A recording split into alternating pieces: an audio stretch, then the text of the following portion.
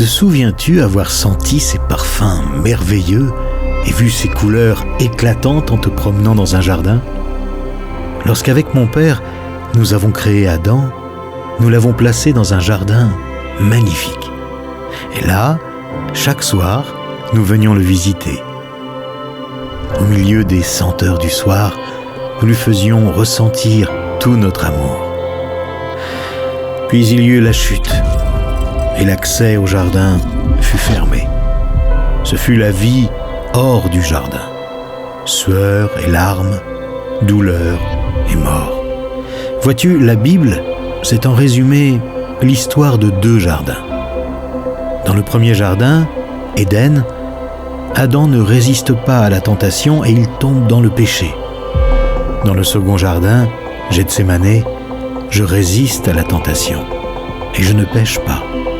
Pourtant le combat est intense, je sue des grumeaux de sang. Et là, je fais le choix de porter les péchés de l'humanité. Dans le premier jardin, Dieu cherche Adam qui se cache de lui, apeuré à cause de sa nudité.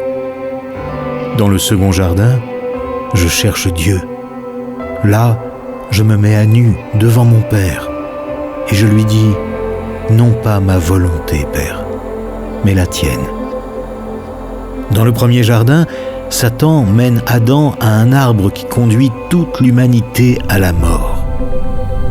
Dans le second jardin, je me rends à un arbre qui donne la vie à tous ceux qui croient en moi.